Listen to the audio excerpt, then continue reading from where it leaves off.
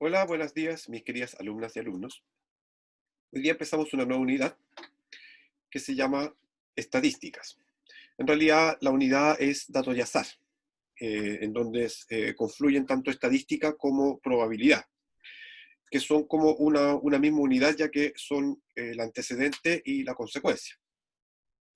Cuando hablamos de estadística, hablamos siempre de aquellos estudios que se basan en muestras de datos reales para poder organizar esa información y poder tomar decisiones acerca de esa misma información.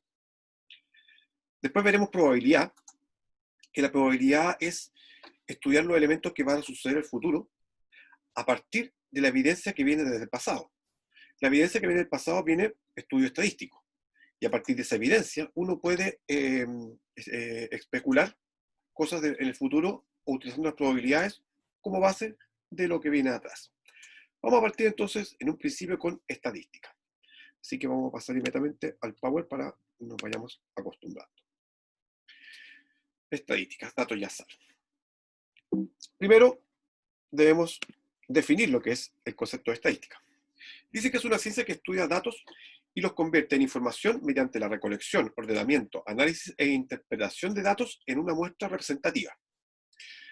En simple, estadística es la ciencia que toma información, la organiza, la ordena, siempre de menor a mayor, la ordena de menor a mayor, la calcula, es decir, utiliza información como medida de tendencia central, mediana, media, que ya ustedes de alguna manera las conocieron en ciencia media, ciencia básica, la moda, y hace un estudio acerca de la información que se tiene y se estandariza. Y finalmente, después de tomar esta información, se analiza y se pueden tomar decisiones a partir de esa misma información. Un ejemplo estadístico básico que tienen todos los estudiantes es, por ejemplo, el promedio de sus notas. Cuando hablan del promedio de sus notas, ustedes eh, sacan una nota que es una representación de todo el trabajo que hicieron en el semestre de una determinada asignatura o del año escolar completo. Eh, ¿Cómo se hace eso? Recuerden, suban las notas, los dividen por la cantidad de notas y ahí tienen su dato representativo. Ahora, ¿es realmente el dato representativo? Sí, sirve en alguna instancia, pero no siempre sirve como para tomar una información correcta del el tipo de estudiante, la calidad de estudiante o el fondo de aprendizaje que tuvo. Y vamos a un ejemplo simple. Si un alumno tuvo tres notas, tuvo un 1, un 7 y un 7, los tenemos ordenados de menor a mayor, 1, 7, 7. Por tanto, tuvo tres notas. Si saco el promedio, 7 más 7, 14, más 1, 15, dividido por 3, 5. O sea, ese estudiante tuvo promedio 5. ¿Es un buen estudiante? La verdad es que sí, es un buen estudiante, promedio 5 es un promedio aceptable, pero la idea es que sea siempre de 6 para adelante. El tema es que tuvo dos 7. Existen dos medidas alternativas que son la mediana y la moda. La mediana es el dato central. Si tenemos un 1 y un 7 y un 7, el dato central es un 7. Si preguntamos por la moda es el dato que más se repite. Tenemos un 1, un 7 y un 7, por lo tanto la moda es un 7. Entonces, ¿está correcto el promedio 5? La verdad es que hay algo que vamos a aprender a analizar y que vamos a poder estudiar para poder tomar decisiones entre dos niños que tengan promedio 5 o tres niños que tengan promedio 5, porque no son las mismas características cuando analizamos más de un parámetro para poder tomar decisiones. Eso es lo que vamos a ver en estadística ahora. Los conceptos básicos. La población. La población es el conjunto de unidades observables con al menos una característica en común. Vamos a hablar de población cuando, por ejemplo, ahí tenemos como ejemplo personas de cierta nacionalidad, los estudiantes de tercero y cuarto medio, hombres de cierta edad, mujeres de cierta edad, adolescentes. Por ejemplo, si hablamos de adolescentes, hablamos de un conjunto amplio de personas de género hombre-mujer, o cualquier género, mejor dicho, y, pero que no están circunscritos a ningún sector, ni son estudiantes, ni son trabajadores, ni son padre o madre, simplemente hablamos de adolescentes. Por tanto, ahí estamos hablando de la población general. Cuando ya hablamos de muestra, dice que es un subconjunto de la población, o sea, de este conjunto que sabemos que es una población, por ejemplo, los adolescentes, podemos sacar un subconjunto. por ejemplo, de este conjunto o población que llamamos personas de una nacionalidad, vamos a sacar un subconjunto. A eso se le llama muestra. Por ejemplo, las personas que viven en alguna ciudad, es decir, de las personas que viven en un país, sacamos una muestra que va a ser los de una ciudad. De los estudiantes de tercero y cuarto medio, podemos decir los estudiantes de tercero y cuarto medio de Viña del Mar. Entonces ahí estoy uniendo dos cosas. Estoy sacando un conjunto de personas que son estudiantes y al mismo tiempo los estoy sacando una muestra pequeña que estoy hablando de estudiantes de Viña del Mar. La muestra siempre va a ser un subconjunto de la población y nos sirve para hacer un estudio más significativo o más simplificado de lo que, de lo que sucede en la población o en el universo. Uno de los casos habituales que van y vamos a ver siempre es cuando se hacen los estudios para las elecciones, se toman muestras muy pequeñas para saber lo que pasa en el país. Se toma una muestra, por ejemplo, de 1000 y tantas personas, 1200, 1800 personas son más o menos las muestras, para ver cómo van a votar 9 o 10 millones de personas. ¿Cómo se hace eso finalmente? Lo que se hace es que se hace un pequeño Chile de 1000 y tantas personas, donde se distribuye, por ejemplo, si supusiéramos que Chile tiene 10 millones de personas, y 3 millones son creyentes, entonces si tengo una muestra de 1000 personas, 300 personas van a ser creyentes, para que pueda representar un poco lo que sucede en el país. Si 10 millones de personas, hay un conjunto de personas que están de la tercera, vamos a pensar que hay 1 millón de personas que están en la tercera edad, entonces por tanto de las 1000 personas que tengo, voy a tener que hacer un porcentaje exactamente igual, o sea, 100 personas que sean de la tercera edad. Por lo tanto, la muestra que estoy utilizando para estudiar lo que va a suceder en el país es una muestra que se representa a lo que sucede en el país en términos sociales, en términos políticos, en términos económicos. Y esa es la idea de hacer una muestra. La muestra es un subconjunto. Si habláramos del mar, una pecera vendría siendo una muestra de lo que sucede en el mar. Imaginemos que la pecera es de agua salada, me refiero. ¿Ya? La pecera vendría siendo esa muestra. Está tratando de hacer un ciclo ambiental en esa pecera, en la cual los peces pueden cohabitar con plantas y con otros seres, y hace exactamente muy similar a lo que sucede en el mar, básicamente para la especie que se estuviera estudiando. A eso se refiere con una muestra. Conceptos, variables. La variable es una característica asociada a una unidad observable. A unidad observable se refiere a un dato. Por ejemplo, cuando hablamos de unidad observable podría ser, por ejemplo, estudiantes. Una unidad observable puede ser personas de un mismo género. Una unidad observable puede ser una unidad en una empresa. Cuando están haciendo, se hace control de calidad, ahí tenemos una unidad observable. Por ejemplo, si ustedes tienen una empresa de ampolletas, entonces el estudio que se va a hacer, las variables con las cuales van a trabajar van a ser ampolletas, y eso se le llama unidad observable. Los ejemplos, por ejemplo, son la altura de una persona, es una variable, porque ahí tenemos distintos valores. La nota de un estudiante también es una variable, va a depender del estudiante. Y vamos a tener distintos tipos de variables. Tenemos variables cuantitativas y cualitativas. La variable cuantitativa es muy sencilla porque la variable cuantitativa es un valor, es numérica, es simplemente numérica, se puede contar, ¿ya? O sea, por ejemplo, estatura, notas, pesos, calibres, etcétera. Todas aquellas edades, todas aquellas cosas que tienen elemento numérico podemos contarlo, podemos medirlo. Eso se llaman variables cuantitativas. La palabra creo que ayuda bastante, cuantitativa, de cuantificar. La otra es la variable cualitativa, o sea, de cualidades. Es una variable en la que no se puede asociar un número. Por ejemplo, el sexo de una persona, los grupos sanguíneos, las religiones, las nacionalidades, ¿ya? Son valores que caracterizan una muestra, pero que no son cuantitativas. Cuantitativa es una muestra de la estatura de los estudiantes del Instituto CIEC. Una muestra cualitativa. Origen étnico de los estudiantes del Instituto CIEC. Ahí tenemos una variable cualitativa, es decir, que tiene una característica. Veamos, en las variables cuantitativas existen dos tipos de variables. Uno se llama la discreta y el otro es continua. La discreta es una variable cuyos valores son números naturales. Es decir, números naturales, recuerden que son números enteros entre el 1 y el infinito. Es decir, son contables. Más fácil de entender, entre un dato, entre un valor y el otro, no hay valores entre medio. O sea, hay una persona o dos personas, no hay una y media persona. Hay 50 camiones o 51 camiones, no hay 50,5 camiones. A eso se refieren variables discretas. Incluso, por ejemplo, las estaturas, las vamos a ver después, que también pueden ser ambas cosas, discreta y continua. La variable continua son variables cuyos valores son números reales, es decir, existen decimales en esta información. Incluso entre dos datos, ¿cómo se llama? Continuos, o mejor dicho, subsiguientes, o sea, es decir, por ejemplo, entre 1 centímetro y 2 centímetros, tenemos 1,5, 1,4, 1,3. Entre 1,3 y 1,4 centímetros, también hay números. Está el 1,41, 1,42, hasta llegar al 1,5.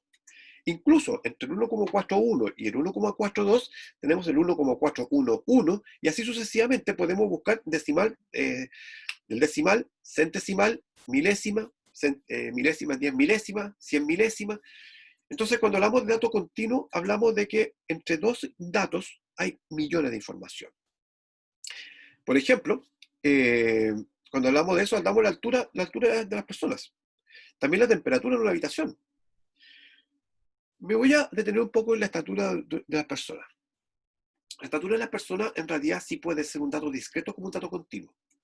Y va a depender de cómo ustedes hacen ese estudio. Es decir, por ejemplo, yo mido 1,70 m, ¿ya? Y la persona que me sigue en estatura debiera medir 1,71 m, ¿ya? Si lo tenemos desde medidos entre diámetro, 1,70 m, 1,71 m, y las personas que están entre medio las aproximamos, ya estamos trabajando, las estaturas las estamos trabajando como datos discretos. Por ejemplo, si yo mido 1,70 m y la persona que me sigue mide 1,70,1 m, estamos trabajando de a 1 centímetro, o mejor dicho, de a 10 centímetros. Quiere decir que va a haber una persona que mide 1,70,1 m, 1,70,2 m, y aquella que mida entre medio se hace la aproximación. Por lo tanto, estaríamos trabajando también con datos discretos, ya que habría poca información o ninguna información entre un dato y otro. Ahora, la definición del dato discreto siempre va a ser un número entero. Por lo menos a lo que nos reúne a nosotros en enseñanza media, cuando trabajemos tanto en la PTU como en las clases, cuando hablamos de datos discretos, son números naturales, enteros. 1, 2, 3, 4, 5. Listo. Veamos las variables cualitativas. Tenemos dos tipos de variables también, que se llaman nominales y ordinales. Las variables nominales son variables cualitativas cuyos valores no se pueden ordenar jerárquicamente. Por ejemplo, el sexo de una persona. O sea es hombre, o sea es mujer, o cualquiera de los LGTBI. Pero se califican dentro de una posición, dentro de una ubicación o dentro de un calificativo, pero no tienen un orden jerárquico. Las religiones también. Existen distintas religiones o simplemente sin ninguna religión. Es simplemente un calificativo, pero no tienen un orden jerárquico. A diferencia, por ejemplo, de la variable cualitativa ordinal, que es una variable cualitativa cuyos valores se pueden ordenar jerárquicamente. Por ejemplo, el más típico, el grado de satisfacción en un servicio recibido.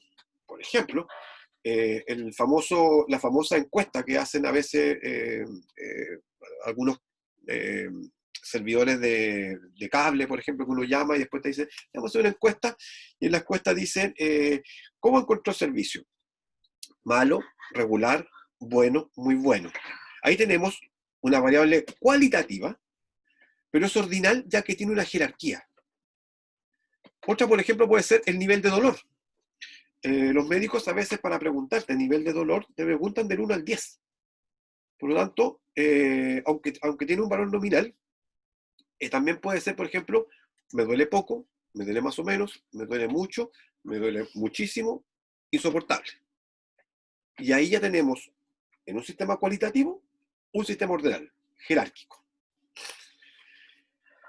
Listo. Una de las cosas más importantes que tiene, y es ahí donde nos reúne esta materia, es el poder recabar información, ordenarla y estudiarla.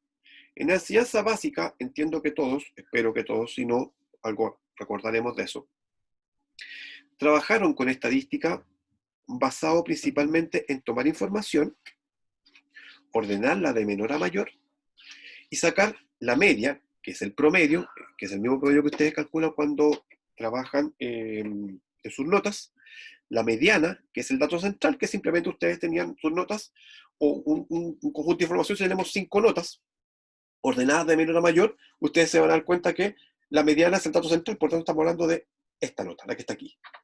Ese vendría siendo la mediana en este grupo porque estamos hablando de que justo corta en 2 partes iguales mi muestra. A eso se refiere con la mediana. Y la moda, el dato que más se repite. Vamos a ver un poco más adelante, lo vamos a especificar un poco más lo que es la media, la mediana y la moda cuando estemos trabajando directamente con esto. Cuando trabajamos con muestras chicas es muy fácil, simplemente lo podemos calcular con mucha facilidad, con mucha rapidez. Por ejemplo, las notas tienen entre 5, 10, 15 notas como mucho, y es fácil sumar y dividir por la cantidad de notas que usted tiene en el promedio. Es muy fácil observar y ver cuál es la mediana o cuál es la media. Pero ya cuando tenemos conjuntos más grandes, hablemos de 20, 30, 40, 50, 100, 200 datos, 1000 datos, se hace muy difícil hacer una nube de información y poder estudiarla. Entonces, para eso se ocupan eso que están viendo ustedes ahí en el Power, que se llaman las tablas de frecuencia. Es una herramienta que permite ordenar los datos de manera que se presenten numéricamente las características de la distribución de un conjunto de datos o muestra. Es decir, en esta tabla nosotros vamos a resumir la información que hemos podido recabar para poder verla con mayor facilidad, para poder estudiarla con mayor facilidad y poder tomar conclusiones a partir de la información. Incluso poder retrotraer alguna opinión a partir de revisar en la tabla algún otro factor que no hayamos visto. Y aquí tenemos. La primera columna que tienen ustedes aquí se llama la clase y es donde está la información con la cual estoy trabajando. Esto, nosotros vamos a imaginar que tenemos un conjunto de notas. Vamos a imaginar que tenemos un conjunto de personas que en un curso habían notas entre el 1 y el 8. ¿Ya? No entre el 1 y el 7, entre el 1 y el 8. ¿Ya? Entonces aquí están las notas sacadas, o las posibles notas sacadas por un conjunto de estudiantes. Y vamos hacia el lado. Tenemos frecuencia absoluta, la frecuencia absoluta acumulada, la frecuencia relativa y la frecuencia relativa acumulada. Vamos a definir una por una. La frecuencia absoluta, aquí están las definiciones en todo caso, aquí las dejé, frecuencia absoluta, ¿ya? Dice que dice que en un valor X, es decir, de la información que yo entrego, es el número de veces que el valor está en el conjunto. Es decir, ¿cuántas personas sacaron 1? 7 personas. ¿Cuántas personas sacaron 2? 19 personas. ¿Cuántas personas sacaron 3? 25 personas. La frecuencia absoluta nos dice cuántas veces sucedió la información que estamos describiendo. Eso es la frecuencia absoluta. Incluso nos sirve porque si yo sumo de aquí abajo, ese valor de ahí es todas las personas que fueron encuestadas en esta muestra, ya que la suma de ellos me da 125, es decir, fueron encuestadas 125 personas con estos resultados, ¿ya? Perdón, la nota 7 se sacaron 8 personas y la nota 8 sacaron 16 personas. Por tanto, si les pregunto, ¿cuántas personas sacaron nota 5? Ustedes miran su tabla y me dicen 23 personas. Listo. Frecuencia absoluta acumulada. Aquí está. La frecuencia absoluta acumulada de un valor X, o sea, en este caso de las notas, del conjunto de todas las notas, es la suma de la frecuencia absoluta de los números menores o iguales a el valor con el que estoy trabajando. Veamos a qué nos estamos refiriendo. Lo que va haciendo la frecuencia absoluta acumulada es acumular los valores que tengo aquí, se van sumando y lo va registrando aquí. Es decir, primero repito, la primera información la tengo que repetir. Si hay 7 personas aquí, aquí hay 7 personas. ¿Cuántas personas hay entre la fila 1 y la fila 2? 7 más 19, o sea, 26. Es decir, lo que va haciendo esto en forma mecánica es 7, diagonal, 7 más 19, 26. Registro acá. Nuevamente, diagonal, 26 más 25, 51. Registro acá. 51 más 12, 63. Registro acá y así sucesivamente. Por lo tanto, el último valor por lógica va a ser igual a la suma de los valores que tengo acá, o sea, 125. ¿Para qué me sirve esto? Me sirve para ir viendo cómo se distribuye la muestra, cómo se ordena. Por ejemplo, si les preguntara, ¿cuántas personas sacaron notas inferior a 4? Es decir, 3, 2, 1. Entonces ustedes me podrían decir 51, porque sería la suma de las 7 personas que sumaron un 1, más las 19 personas que sacaron un 2, más las 25 personas que sacaron un 3. Ahí tendríamos las 51 personas que sacaron nota inferior a 4. ¿Ya? También podríamos pensar que tengo 125 personas. Y si las ordeno a todas de menor a mayor, o sea, desde las primeras 7 personas que sacaron un 1 hasta las últimas 16 personas que sacaron un 8, las dejamos todas ordenadas de menor a mayor. Y yo les pregunto, la persona que está en la posición, si lo ubicamos todos con un numerito, ya con un numerito, la persona 1, la persona 2, por ejemplo, los primeros 7 personas que van a estar desde el 1 hasta 7, que no sacaron un 1. ¿Ya? Las siguientes 19 personas sacaron un 2. Entonces yo les pregunto, por ejemplo, a ver, la persona que está en la posición 64, ¿ya? La persona que está en la posición 64, ¿qué nota se sacó? Esta tabla, esta columna me sirve para eso.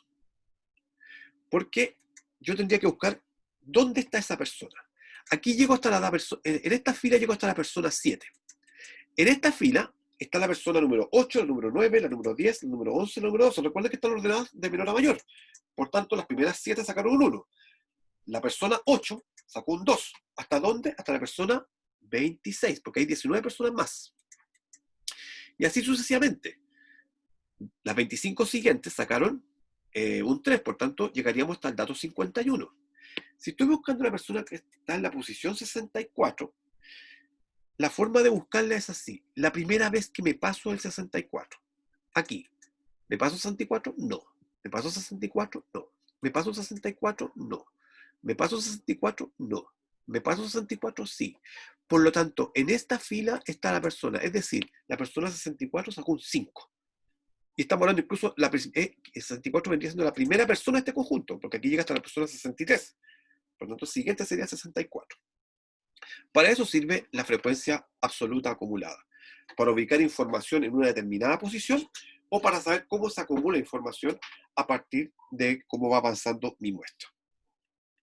Después viene la frecuencia relativa. La frecuencia relativa no es más que un índice porcentual. Vamos a ver aquí. Aquí está la frecuencia relativa, ¿ya? Que es una proporción de los valores iguales a las notas en el conjunto de las notas. Es decir, la frecuencia relativa es la frecuencia absoluta dividido por el número total de elementos. Es una fracción. ¿Qué van a hacer ustedes aquí? Aquí dice, fíjense, la frecuencia relativa es igual a NI, o sea, a esta columna, dividido por el total. Si ustedes toman su calculadora y dividen 7 dividido por 125, les va a quedar aproximadamente esto. En realidad les queda 0,054, me parece que era el valor. Veámoslo al tiro para que veamos cómo funciona esto. Aquí tengo mi calculadora. Y colocamos 7 dividido por 125. Y el resultado, fíjense, me da, ahí se ve claramente 0,056. Lo que significa que al aproximar, pues estamos trabajando con 2 decimales, me quedan 0,06. Lo mismo vamos a hacer con todos ellos. Vamos a ¿cómo se llama este? Ahí dividiendo uno por uno. Y al tener cada una de las 19 dividido por 125 me va a quedar 0,15. 25 dividido por 125 me queda 0,20. ¿Para qué me sirve eso? La verdad es que es un índice porcentual. Y les voy a explicar un poco de qué se trata. Pasemos un poco a la pizarra para que vean a qué se refiere ese índice porcentual. Si me preguntaran, por ejemplo, ¿cuántas personas sacaron nota 1? En la tabla ustedes vieron que la nota 1 habían 7 personas. Entonces, si me preguntan cuál es el porcentaje de personas que sacó un 1, ¿qué tendría que hacer yo? 125 personas, que es el total de mi formación, corresponde al 100%. Y las 7 personas que estoy estudiando vendría siendo mi X%. Cuando yo quiero calcular el porcentaje, recuerden que es una regla de 3, por tanto, X%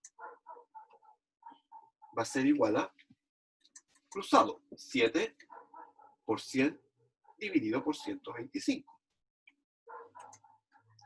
S por S dividido por S. Fíjense que si yo hago un orden, puedo hacer esto. Eso es lo mismo que esto. Bueno, la frecuencia relativa que ustedes vieron aquí es eso. Es la división entre esa información con respecto al total. Es decir, si a eso le multiplico un 100, se convierte automáticamente en un porcentaje. Veámoslo. Por tanto, si ustedes ocupan su calculadora y a ese 0,06 le multiplican 100, el resultado es un 6%. Por lo tanto, ¿cuántas personas sacaron nota 1? Un 6%. ¿Cuántas personas sacaron nota 2? 15%. ¿Cuántas personas sacaron nota 3? Un 20%. Y así sucesivamente. Esto me sirve para saber el porcentaje de personas o porcentaje de datos que está analizado en esa fila.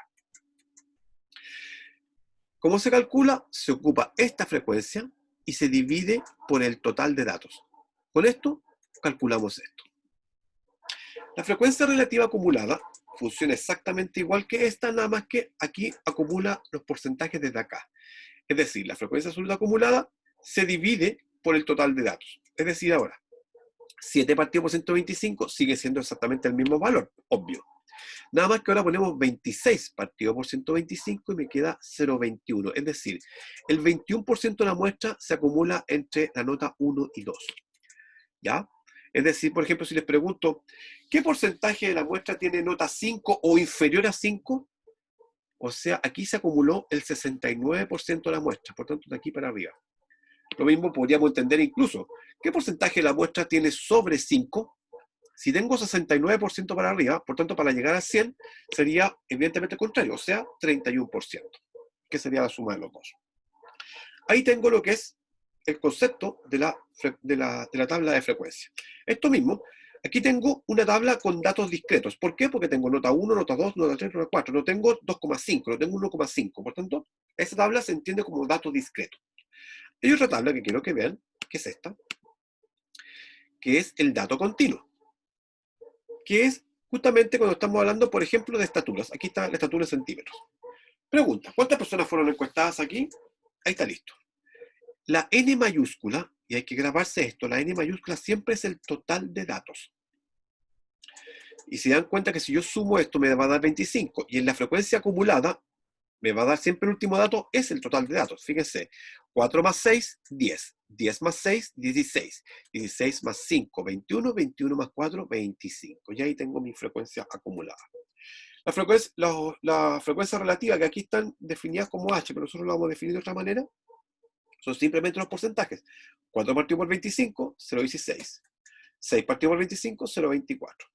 Aquí al lado, exactamente lo mismo, pero trabajando con esta columna. 4 partido por 25, 0,6. Obvio, es lo mismo. 10 partido por 25, 0,4. 16 partido por 25, 0,64. 21 partido por 25, 0,84. Y obvio, 25 partido por 25, 1.